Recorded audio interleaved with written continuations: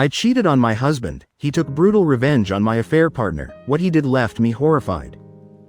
Before I get into that important meeting, it's necessary to give you some background on how I reached such a pivotal moment. My childhood in New York was anything but normal. My family was deeply involved in a business where loyalty and silence were everything. My father and uncle, both respected in their fields, started grooming me early on. By 17, I was already part of their world, learning the ropes of both the legit construction trade and the darker aspects of our family's business. I began as a laborer in construction during the summers, but soon got more involved in the family's other dealings. By my early 20s, I had done my first collection job and understood what loyalty meant.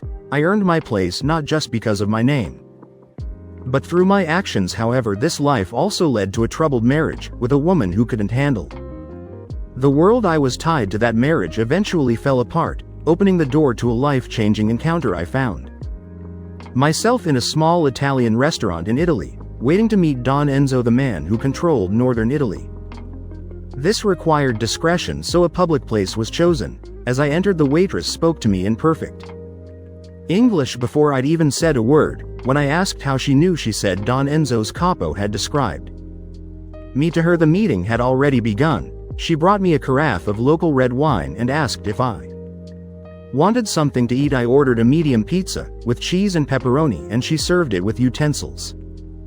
As is custom in Italy, the place was filled with a smell of wood-fired pizza and a haze of cigar smoke. As I ate my second slice, they walked in. The restaurant fell silent. Everyone quickly found something else to focus on, and within moments the place emptied out. Two men entered, first scanning the restaurant. One checked the restrooms, the other the kitchen. Then came the third man, tough and cold. His hand stayed in his coat, though it wasn't cold enough for one. I suspected he had a weapon. He stared straight at me, and I stared back, refusing to blink. The two men finished their check, and to the tough guy, who then opened the door and made a signal without breaking eye contact, I calmly continued eating my pizza.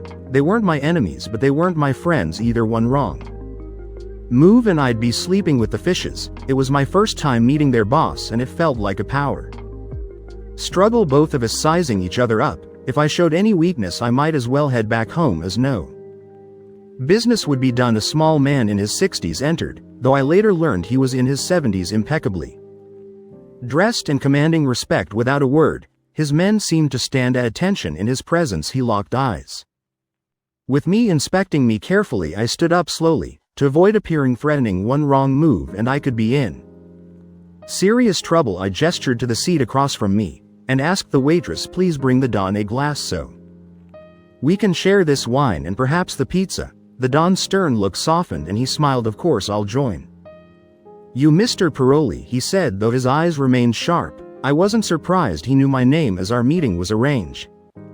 As we sat, the waitress treated him like royalty, almost as if she might kiss his ring. I wondered whether this devotion came from fear, respect, or loyalty. It was hard to tell, but it fascinated me. In New York, loyalty usually came from fear, intimidation, or money. There was no friendship, only family, and even that couldn't always be trusted. So I watched Don Enzo closely. As he watched me, we shared pizza and wine, and he asked about my family, my uncle Bruno in particular, who was the American version of him. They had met before, though I was surprised by how well informed he was about my cousin's wife and other relatives, none of whom he had met. He signaled the waitress to clear the table and bring coffee. Italian coffee, I warned, is strong, far stronger than anything from Starbucks. He added a ridiculous amount of sugar to his and took a sip, saying buono. I tried mine and nearly choked. He suggested more sugar, but it didn't help. I kept coughing and he laughed, pinching my cheek, saying we'll make an Italian out of you. Yet he ordered cappuccino with extra cream for me, which was easier to drink, but still strong. As we sipped, I noticed we were now alone in the restaurant. Shall we talk about your request now, he said, and as he spoke my thoughts drifted back to when this life of mine began. When I was about 14, my dad started taking me to work with him. He worked for my uncle Bruno building shopping centers. My dad handled turning empty lots into rough buildings, 4 walls, a roof, and the parking lot. My uncle had another foreman who took care of the interior finish work. Together they made a lot Of money, I began working as a mason's helper after school, and during summer breaks it was fun and I made some pocket money. At first I supplied one mason with bricks and mortar, but soon I was keeping up with 4 over the summer. I traded my baby fat for muscle, then I got introduced to cement blocks, which were much heavier. Carrying them was tough, and by the end of 2 weeks my arms felt like they were dragging, but by my second year I could keep up, and by the third I was in great shape, supplying 4 masons while staying ahead of the game. During my 4th summer things started going missing. Tools, stuff from cars and trucks. We couldn't figure out who was stealing. One day while catching my breath on the scaffolding, I saw a shadow below. Opening a toolbox without thinking, I pushed a stack of blocks, and they fell onto the thief. He wasn't wearing a hard hat, and the impact was severe. The EMT said he didn't survive the fall. Some guys quickly pulled me down the other side of the scaffolding and told me to keep quiet. If anyone asked, I was supposed to say I was on the other side of the building, and that's how I liquidated my first man. There would be more in the years ahead. After that, my dad, uncle, and the crew treated me like a hero. I was blooded and became one of the men. Suddenly I was hearing conversations about family business I had no idea existed. Aside from construction, we were into gambling, protection, smuggling, liquidation for hire, loan sharking, and more. The construction company, a few restaurants, and a strip club were just fronts to launder our money. My uncle Bruno had a son a couple of years older than me, and we grew up as best friends. I did the physical work while he handled the brains of the operation, making us a great team. I started tagging along with the crews, learning how our other businesses worked. I especially enjoyed the weekly trips to the strip club. While the guys met with the manager, I got to sit up front and watch the dancers. The crew said the girls were skanks, but they were always nice to me, maybe because of my family connections or because I was a 20-year-old with money. One of my first real family jobs was collections. My first attempt, though, was a disaster. I was with Tony Sning chasing down a guy who was months behind on his payments. We found him at a redneck bar, but he had 4 friends with him. They jumped Tony, and I couldn't just watch, so I grabbed a chair and a pool cue to help. I got a few strikes in, but it quickly turned into 5 against 1. I was getting knocked badly when the bartender fired a rifle into the ceiling, scaring them off. Tony and I were bleeding on the floor when the bartender and some patrons helped us to the back room. A waitress started patching us up. Soon my father and some of the crew arrived, furious, while Tony and I were loaded into an SUV. My dad made sure the bartender and waitress were well compensated. They also earned his respect and protection. I was sore for weeks, but Tony had it worse. Not only did he take a bigger knocking, but he was also on my father's bad side for letting me get hurt. He got stuck with the worst jobs for a while. As for the 5 guys who attacked us, they disappeared, and the loan was later written off. After that, I started spending more time with the capos and learning how the family businesses really worked. I wasn't seen as a low-level thug anymore. I was on my way to becoming a boss. My mother didn't want me getting hurt again, so I learned how to dress and act like a successful 25-year-old. I spent time with our lawyer and accountant, learning the legal side of the business, which I found boring. I preferred hanging out with the guys and visiting the strip clubs, but my father and uncle made it clear that my future in the family business was set. Whether I liked it or not, this was the turning point in my life. I stopped doing hands-on construction work and became the general foreman. My role was to ensure the job was completed to the client's satisfaction. We were building a multi-story office with street-level storefronts. The top 3 floors were for a big law firm, expanding into our town from the East Coast. My job foreman constantly complained about the woman in charge from the law firm. She was demanding and made life difficult for everyone until she got what she wanted.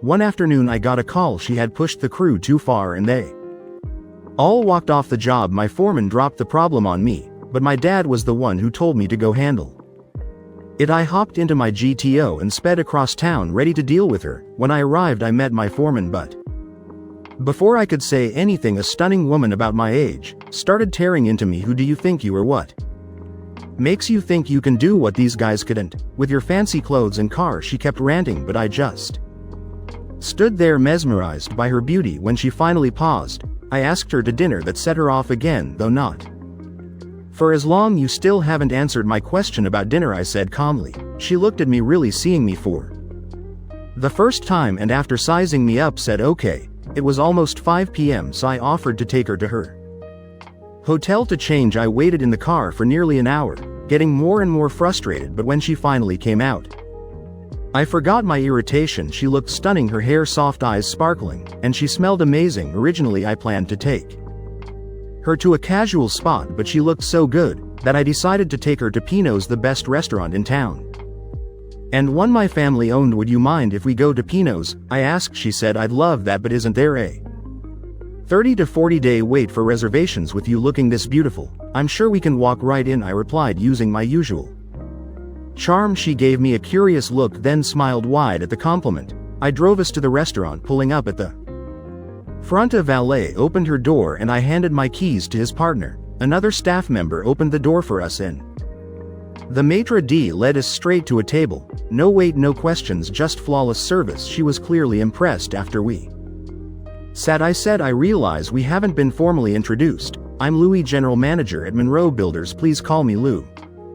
She smiled and replied, nice to meet you, Lou. I'm Sophia Jones, office manager at Nixon and Hart Attorneys. I'm impressed with your restaurant choice. Nothing but the best for a beautiful woman like you, I said. We had a great dinner and danced in the club room. I spotted my dad in the crowd later, but waved him off. I knew I'd hear about that the next day. I was a gentleman all night, and when I took Sophia back to her hotel, I gave her a soft good night kiss. I didn't push for more because I wanted to see her again. A year later, I was standing at the altar watching her walk toward me on her father's arm. It was a beautiful wedding with all my family and co-workers, and she invited her law firm friends, including the senior partners. The lawyers were standoffish with my family and construction crew, probably thinking they were better than us. Screw them. We had more money and power locally than they did. They didn't really know us, though we kept a low profile, appearing a small-time businessman. About 5 years into the marriage, I noticed changes in Sophia. She started acting like the stuck-up lawyers, dragging me to their parties and ignoring my friends and co-workers. She'd leave me at the table to dance with those phonies. They were polite to me but never truly engaged. They'd listen when I talked, then continue their conversations as if I wasn't there. At one Christmas party, I noticed a particular attorney had my wife's full attention while I was completely ignored. It wasn't just a case of working with their backs but keeping hands off their women. It was worse. I saw them kissing in a dark corner of the dance floor, his hands on her waist. I didn't feel very festive. After that, I waited for the lawyer near the emergency stairwell, and when he passed, shoved him down the stairs. It happened fast and no one saw. He was hospitalized for months, and doctors weren't optimistic about his recovery. When we got home, Sophia and I had a huge fight about her behavior. She never connected her friend's accident to me. That was the last office event I attended. After that, she went solo. Despite my threats, she had guts. My family noticed the growing tension. One day, my uncle approached me. Lou, I see things aren't going well with Sophia. Divorce isn't desirable in our family. Does she know about our true business? I shook my head. No, she doesn't. He nodded. If she embarrasses the family, I'll have to take action. It's a matter of family honor. I knew exactly what he meant. Both my marriage and Sophia would be over for the next 6 years. We lived as roommates. I stayed in the guest room. She stayed in the master. I'd come home after work, change, and then leave until early morning, spending my nights at our family-friendly businesses. Sophia stopped waiting up or trying to talk to me. We barely existed as a couple. One night I noticed she didn't come home. After a week, I realized she wasn't coming back. I got confirmation when an associate from her law firm barged into our strip club. That was his first mistake. Hey idiot, I'm here to serve you divorce papers. Your wife's throwing you out. That was his second mistake. Normally I'm calm, but his attitude set me off. Before he could react, I attacked. By the time my guys pulled me off, he was dead. I'd knocked him to end of life. I don't believe a 3-strike rule. They put me in an SUV and drove me to another restaurant we owned. I was quickly ushered inside and told to act like I'd been there all night. Important people there made a point to talk to me, giving me an alibi a month later when I didn't respond to the divorce petition and the junior lawyer hadn't returned. Sophia's law firm tried freezing my accounts. That might have worked, except the family owned the bank I used. The manager moved my money to a different account under a new name and backdated everything, making It looked like I'd done this months earlier. Our lawyers went on the attack, freezing all of Sophia's accounts, credit cards, and even her 401k. Nothing could be traced back to us. The law firm filed maltreatment suits against me, but my lawyers blocked them. When one of our guys tried talking to a senior partner, the partner laughed and had him thrown out. Big mistake that night. A small fire broke out in their file room. While the fire didn't cause much damage, the sprinklers and fire hoses destroyed everything on all 3 floors the firm occupied. They were out of business until repairs could be made. The family made a generous donation to the fire department. Later, the law firm's insurance wasn't in order, so they couldn't collect on their claim. By the time they recovered, Sophia and her lawyer boyfriend had vanished. My uncle took over the search. It took nearly a year. But the lovers were finally found living in Europe. That's why I was meeting with Don Enzo. His organization had located them. What do you want done with the lovers? Don Enzo asked calmly. Just lead me to them so I can get my revenge, I said, my voice full of anger. No, he replied. Your uncle and father don't want you involved. I need my satisfaction, I protested. Then he hit me with a question. All 3 of them? 3, I asked, confused. She's pregnant and we don't damage children, he said simply. I nearly broke down in frustration, but seeing my struggle, the Don offered a solution. We handle your revenge after the baby is born. The child will be placed with a loving family who are friends of ours. The father is unnecessary, so we'll deal with him quickly. As for your wife, we'll make an example of her after the baby arrives, he added with a chilling smile. Now I understood why people left when he entered the restaurant. Your wife is a strong-willed woman. It will be fun breaking her, he said, his eyes gleaming. He finished by telling me, your bags are packed and a car is ready to take you to a private airport. You'll fly to Rome, then back home. We can't meet or speak again until this business is finished. Afterward, I'd like to see you again. With that, he dismissed me. I was surprised by how quickly things moved. I'd barely spent 10 hours in Italy, and now I was being rushed back home. Though a bit insulted by the abrupt dismissal, I kept quiet. I probably spent more time on planes than in Italy. Jet lag hit me hard and I slept for a whole day, though maybe it was more relief from finally resolving my marriage problems. When I returned to work, my father pulled me aside. The Don called. He said, you're a good boy and they'll take care of your problem, but remember, you owe him a favor. Whatever he asks, you'll do it. It's family honor. I nodded. Understanding the gravity of it, I went back to my usual work routine. About 6 months later, the divorce went through. Thanks to our connections, it was quick. The reason, desertion. I got everything and she got nothing. What else would you expect when we owned the judge? Almost a year later, I found an envelope on the front seat of my locked car. The alarm was still on and nothing was disturbed except for the envelope. These guys are good, I thought. I peeked inside and saw part of a newspaper, but decided to wait until I was somewhere private to read it. On my drive to the office, traffic was terrible. Slow drivers, distracted people, and student drivers, all making me anxious to see what was inside. Finally, at my desk, I pulled out 2 clippings from an Italian newspaper. Though I could speak Italian, reading it wasn't my strong suit. One article was circled, so I tried sounding out the words. It described a man's body washing ashore. He and his pregnant wife had disappeared after renting a sailboat for a day trip. The timeline matched and it was clear the couple was Sophia and her boyfriend. I wondered why the baby was liquidated, since Don Enzo had always said, we don't do kids, but I shrugged it off. My problem was solved. I shredded the article, satisfied I'd tell my dad in the morning, and he'd be proud. That night I felt like celebrating. About a year later, another envelope appeared on my car's front seat, despite it being locked and the alarm set. Someone had gone through a lot of trouble to get it there. Just wait until I see that salesman again, I muttered. It felt like deja vu as I drove to my office, wondering what was inside. This one was thicker, more like a pamphlet than a single sheet. I opened it and emptied the contents on my desk. It was an underground adult magazine. The cover showed an unclothed woman being brutally attacked, her face twisted in horror. The realism was unsettling. You could almost hear her scream. A yellow point marked a page. I turned to it and saw another woman also attacked, her head shaved. Then I realized it was Sophia, my ex-wife. Her eyes weren't vacant like the others. They were filled with hatred directed at the camera. She was still fully aware of what was happening. I now understood Don Enzo's words. It will be fun breaking her. Sophia was tough. and would suffer for a long time. I almost felt sorry for her almost. I kept the magazine to show my dad and Uncle Bruno. They would get a kick out of it. They had little respect for women who disrespected their men. 6 months later, my dad called Bruno. And I need to see you in the office now, he said, and hung up when they called. You didn't ask questions. I knew I hadn't messed up, so I just hoped it wasn't about cleaning up someone else's mistake. In the conference room, my uncle spoke. Don Enzo wants to see you again. He's sending a plane next week. Plan on staying for 3 weeks. He's got people for you to meet and a surprise, but I don't want to go. I complained, but they ignored me. Just be ready, we'll send a limo soon. I was on a private Gulfstream jet, the only passenger besides a stunning blonde flight attendant about 25 to 28 years old. She was 5 feet 4, curvy and hard to ignore. I tried to keep my focus on her eyes.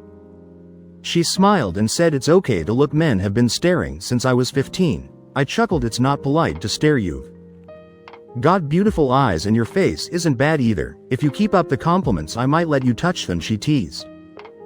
"Call me Lou," I said. "It's a long flight. We might as well get acquainted." I noticed a huge diamond ring on her finger.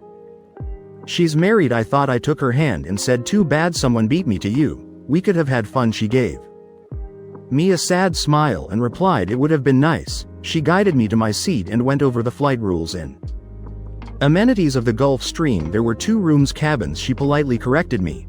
The front cabin was arranged like a living room with 2 couches, plush leather chairs and a table, with bench seating. The aft cabin featured a waterbed and a bathroom that nearly made me laugh. It was all marble and gold, complete with a bidet, bathtub and separate shower. Antonetta Goya, the flight attendant, sat across from me and buckled in as she crossed her legs. I saw almost everything. She just smiled and I knew it was going to be a long flight.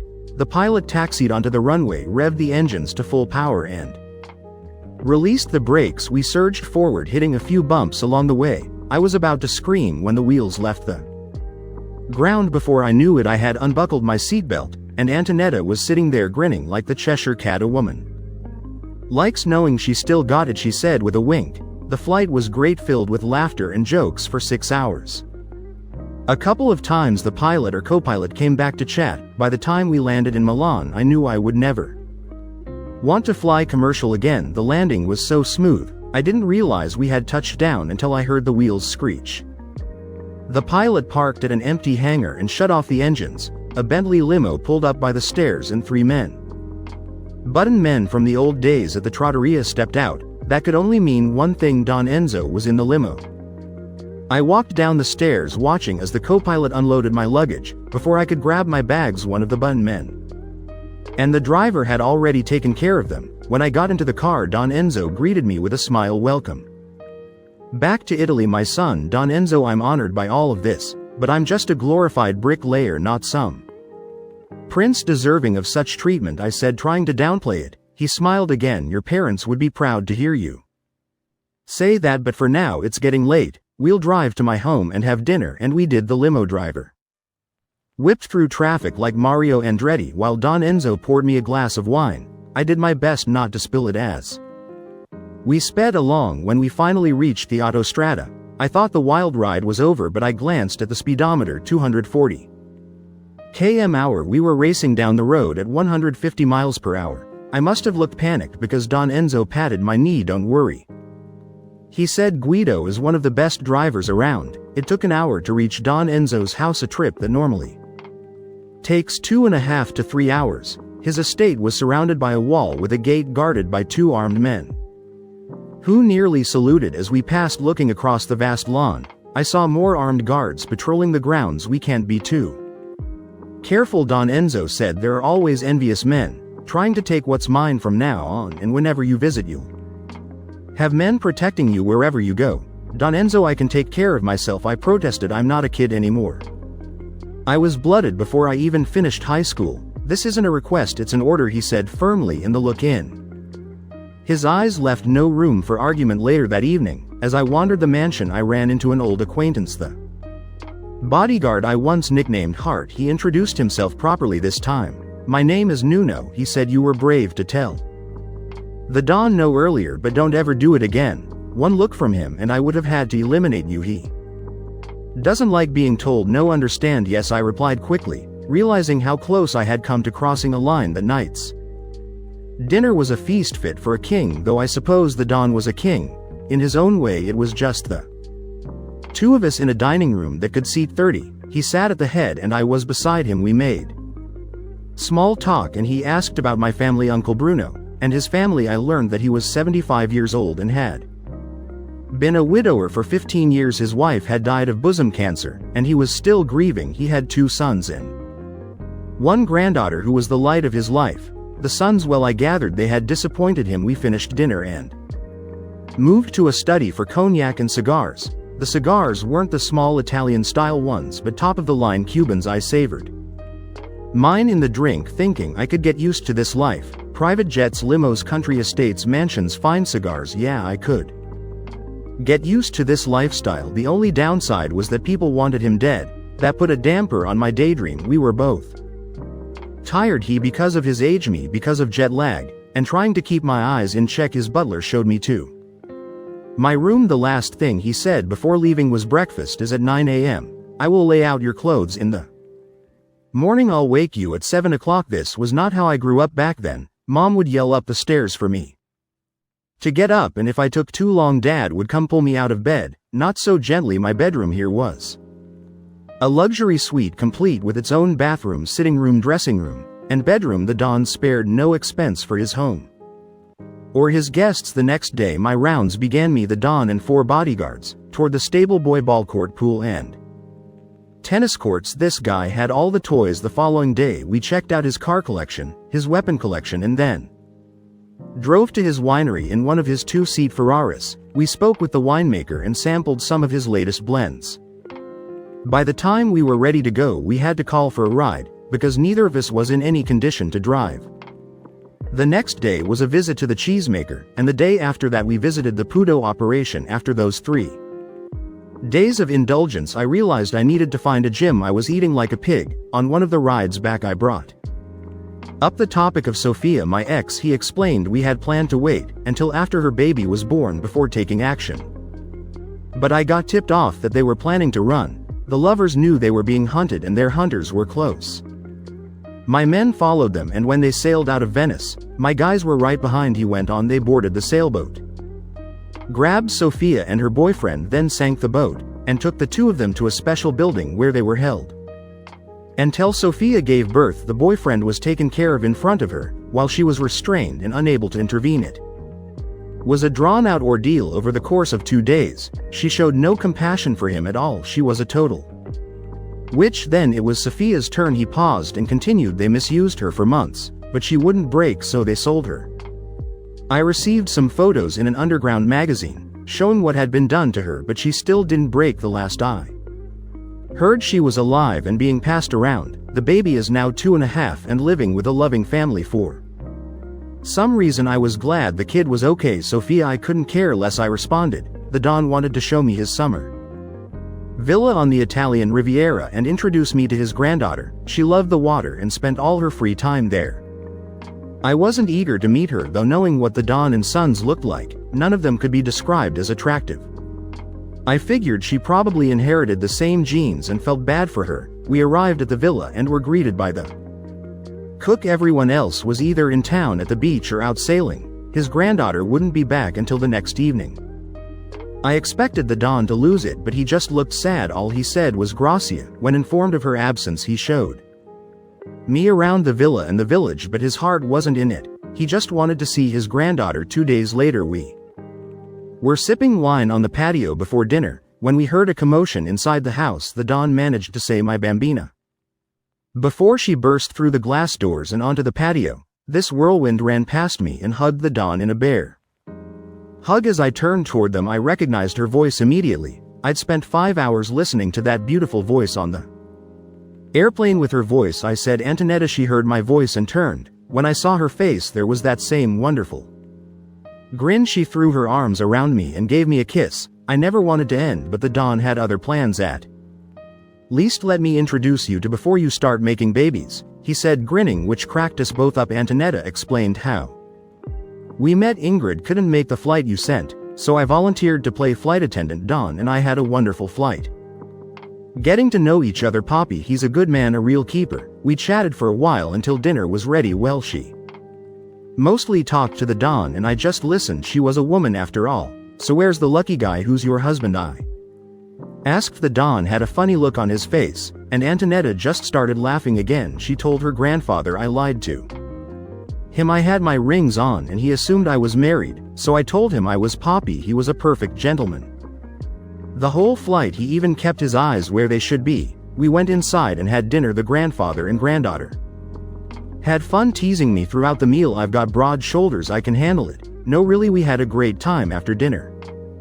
We were enjoying drinks on the patio when the maid came out to tell Antonetta she had a phone call as she left to take it. All sorts of awful thoughts crossed my mind. Who was calling her a boyfriend, girlfriend, lover? The Don tried to calm me. Sort of. It's probably her daughter Danny, he said casually. Oh, I muttered, trying to take it in. About that time, Antonetta walked back out and said, Danny says hi and she misses us. Then turning to me she added, I can't wait for you to meet her. You'll love her immediately. That's why I wear these rings. If I didn't, people would get the wrong idea about me having a little girl. I just stood there with a dumb look on my face. No, you silly guy, she laughed. Danny's adopted. She's in Milan with friends right now. You'll meet her in a couple of days. The next day Antonetta and I went sailing. She wore a tiny one-piece swimsuit that perfectly showcased her incredible body. You guessed it, I got excited. She was a stunning Italian beauty with a figure that could drive any man wild. I'd seen her in clothes before, both on the plane and at the Don's villa. And while her outfits were fantastic, nothing compared to that swimsuit. Even though it was a one-piece, there was more fabric in a typical bikini than in hers. It was just the two of us on the single-masted sloop. My job was to handle the helm and pray as hard as I could. There was no automatic pilot, so I had to keep both hands on the wheel instead of where I wanted them. Damn, at some point in the afternoon I heard her mention tan lines. Next thing I knew, she was lying on the front deck and her swimsuit had disappeared. After a while she came over and started applying sunblock to me. Once I was covered, she took the helm and I got to return the favor, rubbing sunblock over her perfect body. I took my time, paying special attention to all the right spots. When I finished, her knees went weak and I had to wrap my arms around her to keep her upright while also grabbing the helm. When she gained her composure, she turned in my arms and kissed me long and deep. Thank you, she whispered. I needed that. Every man is scared of me because of my grandfather. Thank you for being brave. My pleasure was all I could think to say. She slipped out of my arms and stood behind me, wrapping her arms around my waist. Her lips kept kissing my neck and shoulders. You've got a lot to offer a girl, she whispered in my ear.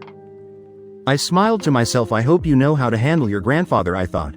I didn't want to make him angry. The rest of the week flew by and suddenly it was time for the Don and me to return to his home in Venza. Antonetta grew very quiet. Those last 2 days I was already missing her, even though I hadn't left yet. We took long walks around the villa, not really talking about anything, just holding hands like teenagers. On the morning the Don and I were set to leave, Antonetta showed up to say goodbye. She was with a little girl around 3 years old, with long black hair and the prettiest blue eyes. She held Antonetta's hand as they walked across the yard. When she saw the Don, she smiled wide and called out, Poppy. She let go of Antonetta's hand and ran to him with her little arms outstretched, waiting to be picked up. I watched the old man soften as she babbled away in her sweet Italian. Lou, this is Gina, my favorite little great-granddaughter, he said. Would you like to meet her? He brought her over to me. Gina became shy and hid her face in his neck. Gina, this is Mr. Paroli from America. He's a friend of your mother's. The little girl peeked at me, giving a small smile before hiding her face again. I took a chance and spoke in simple Italian. Ciao Bella, I'm happy to meet you. A soft little voice replied, Ciao signore. It was sweet and quiet as the family, and I said our goodbyes. Gina kept stealing glances at me from her grandfather's shoulder. Each time I caught her eye, smiled and winked, which made her giggle and turn away. Antonetta said, I think you've made a new friend. When it was time to leave, there were hugs and kisses all around. Gina was back in Antonetta's arms when I heard her whispering something. Antonetta smiled and said, someone wants a kiss from you. I turned to see Gina reaching out to me. I walked over and she wrapped her little arms around my neck while Antonetta held her. She gave me a quick kiss on the cheek before hiding In Antonetta's neck again, but this time there was a little smile peeking out, as she looked at me. The Don and I spent most of the 4-hour drive back to his compound in silence. I didn't know what he was thinking, but my mind was on the 2 females I'd left behind at the villa. One thing was certain, I wasn't done with them. The flight home was long and unusually lonely, but even with a beauty sitting next to me, I couldn't stop thinking about the 2 females I had left behind in Italy. I settled back in my routine at home, but time flew by. I found ways to relieve my stress, but for some reason, I kept imagining it was Antonetta, or maybe just wishing it was her. Either way, the relief wasn't as satisfying as I wanted. 2 months later, I found another envelope on my car seat. This time I knew it was from Don Enzo. His delivery method was unmistakable. I headed toward my office, where my father and Uncle Bruno were already in. They gave me curious looks as I walked by. A message from Italy was all I said. Once in my office, I opened the envelope and shook out its contents. A single handwritten page slipped out, and I started reading the shaky handwriting. My dear Lou, I want to thank you for your visit. It was truly nice getting to know you. I feel as if I have another son, one who respects his father unlike my own too. Anyway, I'm writing because I have 2 very unhappy girls here, a little one who keeps asking where her daddy is, and an older one who spends all her time staring into space. It seems you've made quite the impression on them. If you have the time and a little compassion, here is Antonetta's phone number. I'd love to see them smile again. Best wishes, Enzo. I immediately dialed the number at the bottom of the letter. The phone rang, and just as I expected to get voicemail, a sleepy voice answered. Pronto. I completely forgotten about the time difference. Ciao Antonetta, it's me Lou. She almost burst my eardrums with her scream. Louie. I heard some noise and confusion in the background before she continued. No, I'm fine, it's my Louie, she told whoever was near. I suddenly realized I'd gone from friend to darling Carl, and finally to my Louie. I felt my chest swell as I listened to her voice. We talked until her cell phone battery started dying. Before we hung up, we arranged another call for a specific day and time. As we were about to disconnect, I swear I heard her whisper "Ti amo, my Louie," but I couldn't be certain. For the next 3 days I walked around with a goofy grin on my face. It probably would have lasted longer if not for an early phone call on the 4th day at 8 a.m. Cheryl, the office receptionist, informed me of the call. I was in the conference room with my father and Uncle Bruno getting my orders for the day. I tried to wave her off, but she insisted. My father gave me an annoyed look as I picked up the phone. Hello, Louis Paroli speaking. At first I heard nothing but a faint voice saying, "Okay Gina, say hello." Then that shy voice I missed said, "Pronto mio padre." I instantly knew it was Antonetta's daughter. "Gina, ciao bella, ti amo," I replied, my heart melting. I heard her little giggle over the phone, and then Antonetta came on. "Gina is running off to tell her grandfather she spoke to you. You've made her a very happy little girl. She talks about you all the time now. I love her too. She's as charming as her mother," I said. We kept chatting, and for a moment I forgot all about my father and uncle sitting there. That was until I noticed the large speaker phone was broadcasting our conversation. My dad broke the silence. "Aren't you going to introduce us?" he said loud enough for Antonetta to hear. She caught on right away and said, "Well, aren't you going to introduce me?" I quickly put the handset down and made the introductions over the speaker phone. Once I had my father chimed in again. "I'm happy to finally meet the woman who has my son walking around with his head in the clouds. When will we have the pleasure of meeting you and your lovely daughter?" Antonetta laughed softly. "I'll ask my grandfather about a visit. His business keeps him very busy, and I don't know if he can travel across the ocean. We'd love to return the hospitality.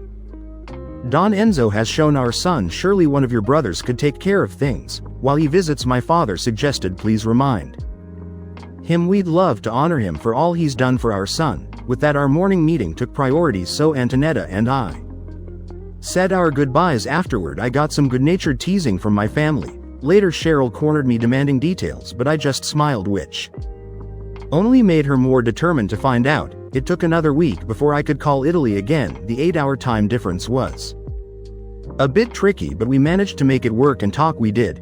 Antonetta would hang up and dream of me while I walked around thinking about her. I also loved calling early enough to talk to Gina. She was eager to practice her English, telling me all about her life in a mix of baby English and Italian. Antonetta would listen on the speakerphone, laughing at our little Conversations as Christmas approached, we started making gift lists for our families. Gina was going to be spoiled, I joked to Antonetta. I'd better rent a shipping container just for her presents. I could hear her smile through the phone. Don't waste your money, she said. There are plans in the works that could only mean one thing. They were coming for Christmas. Thanksgiving was approaching and we were having our traditional family gathering at one of the family-owned restaurants. We invited all the relatives and most of our employees. It was our tradition. We closed the restaurant and threw a big party. There was always too much food and drink, and I made sure to indulge. I was sitting at the head table, half listening to my uncle give the usual welcome speech when I heard something that snapped me to full attention. I'd like to welcome Enzo Castillo and his family to our feast. I blinked in surprise. That was Don Enzo and his family. My heart skipped a beat as I looked toward the entrance. Sure enough, my dad and uncle were escorting Don Enzo and his family into the dining room, but I wasn't focused on him. I was searching for two people, Antonetta and Gina. And there they were. Little Gina saw me standing at the far end of the room, and immediately started pulling Antonetta toward me. She broke free of her mother's hand when they were close, and ran around the end of the table, heading straight for me as fast as her little legs could go. When she reached me, she leapt into my arms, and wrapped her tiny arms around my neck. "Hi, Daddy," she proudly exclaimed in her broken English. The whole room erupted in applause. I was speechless, but my heart swelled when Antonetta reached as I found myself holding the two most beautiful girls in the room. I couldn't help but get a little excited looking at Antonetta. But thankfully my loose dress, slacks and jacket helped conceal my reaction. Antonetta gave me a knowing smile as she hugged me. We enjoyed a wonderful meal. Gina sat on my lap trying to feed me, but more food ended up on my clothes than in my mouth. The dry cleaner would definitely have a job ahead. My dad and Uncle Bruno spent the evening introducing Don Enzo to family members and friends. Later, Enzo told me he was impressed that they could remember not only everyone's names but also details about their families. The evening flew by, and soon I had a little girl fast asleep on my lap, and a beautiful woman at my side. I leaned over to Antonetta and asked, "Where are you staying?" She smiled. "Dad is staying at your uncle with his crew. Gina and I are staying at your apartment. There's no room left at your uncle." "I hope you don't mind." "Of course not," I replied, "but where will you sleep?" Antonetta grinned mischievously. "Your dad thinks Gina and I will share a bed, but I don't think so." Gina snores. "I hope you don't." That smile was enough to drive me crazy. We used Gina's sleepiness as an excuse to leave early. When we got to my apartment, I carried Gina to the guest bedroom and left her with her mom. I noticed the small pink luggage, clearly indicating this plan was made in advance. Then I went to my room to change out of my food-stained clothes, only to find a larger set of luggage there. In Antonetta, I undressed in the bathroom and got into the shower, trying to clean up from Gina's messy attempt at dinner. I just lathered up when I felt the shower door open, and someone joined me. Hands started rubbing soap on my back, then moved to my front. We both had a great time in the shower, laughing and teasing each other. Afterward, I picked her up, turned off the water, and carried her to my bed. We made love for the next 2 hours and fell asleep wrapped in each other's arms. We made love again in the morning, a sweet, sweet, gentle way to wake up. We were still lying there holding each other when we heard Gina calling for her mommy. She'd woken up in an unfamiliar room. Confused, I dove under the covers, while Antonetta threw on a cotton nightgown and rushed to comfort her. A few moments later, mother and daughter came into the bedroom. Gina looked up at us and asked sweetly, "Can I sleep with you and mommy, please?" So there we were, 4 of us in bed, me, Antonetta, Gina, and a fuzzy little stuffed animal named Pino. As I lay there watching them, I realized something important. I wanted this. I wanted a family. My days of playing the field were over. Now I just had to convince Antonetta and her father.